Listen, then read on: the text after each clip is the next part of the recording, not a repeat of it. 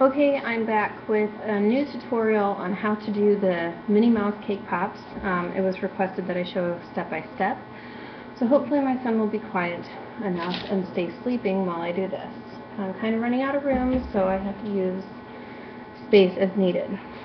First off, you get your normal the dough ready, which is crumbling up cake, and then I still use the canned icing. I think it's the best to use.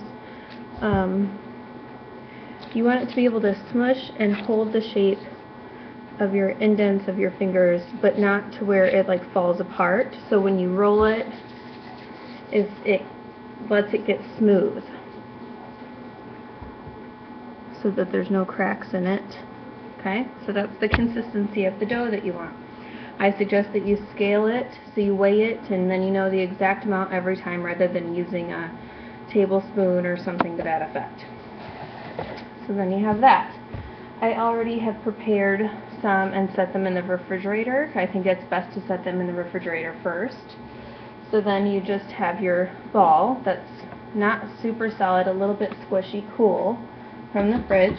You take your stick, you dip it into the chocolate about that much. Whoop, I'm always backwards on here. Can't really see it, but it's about to there. Stick it into the cake pop till you feel it almost going through to the top. You don't want it to make a mark or anything like that. You just want it through to the top.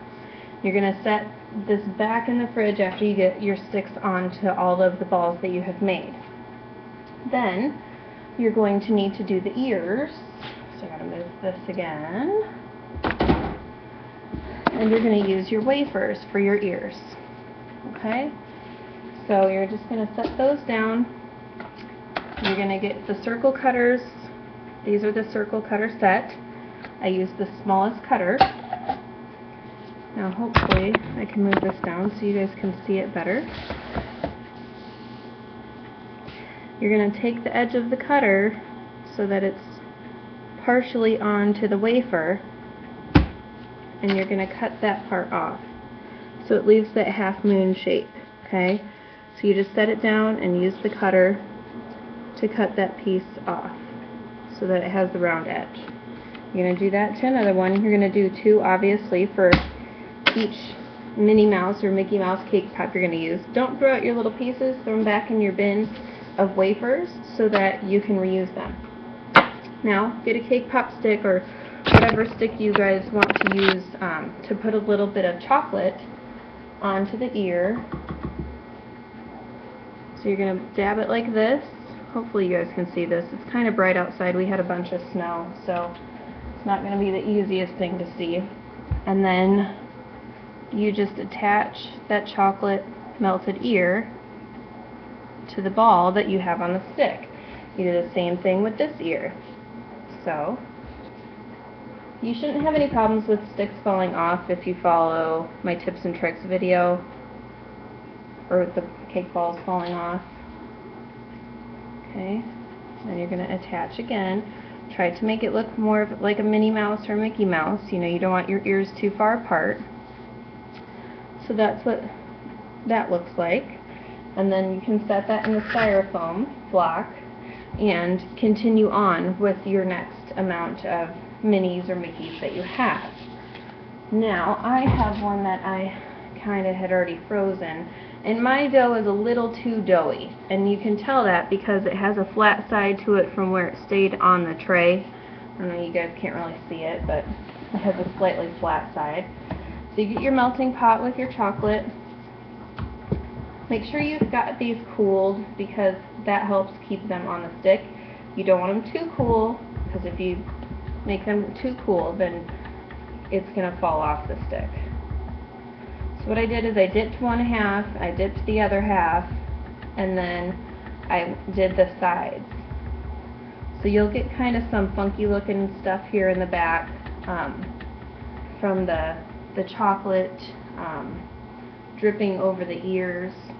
So I find that if you tip it upside down and you shake it a little bit, when you get most of the chocolate off, then it smooths out those wonky looking spots. Now this is when you put the sprinkles on. You don't have to do sprinkles. I prefer sprinkles. I think it's cute. And this is now the time where you can also set your hearts onto it.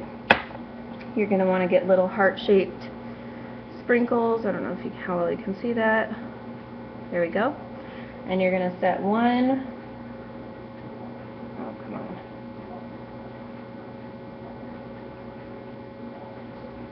Hold on.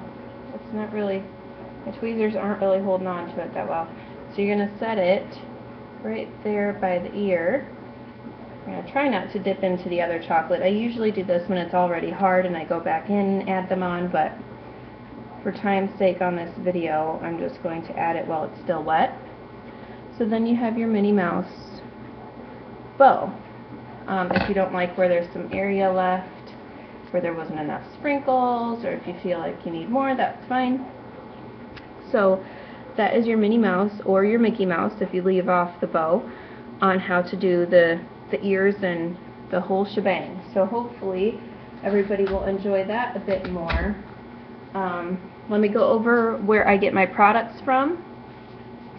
Obviously the classic white Pillsbury, you can get that, Walmart, Target.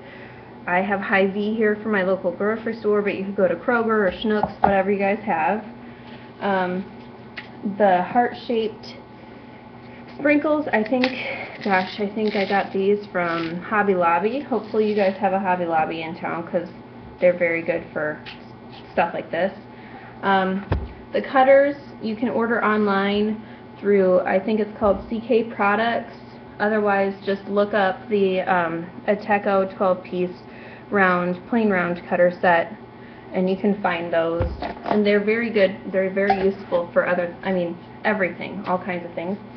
I got this big batch of sprinkles from, oh gosh, I'm not sure, either CK Products or P&H. The scale, same thing. My little containers I get from the dollar store, but you can go to Webstaurant and get those. The sticks I get from chefrubber.com. I use I believe they're either a 7 or a 6-inch 7 and 7/32 sticks. And my wafers I buy from Hobby Lobby.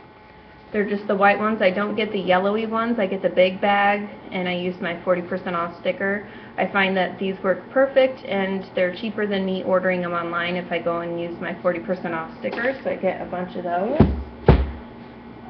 The melting pot from Wilton, that's pretty easy. You're going to want to use more of for the styrofoam, you want to use like a floral styrofoam or the scratchy hard styrofoam, not the soft stuff.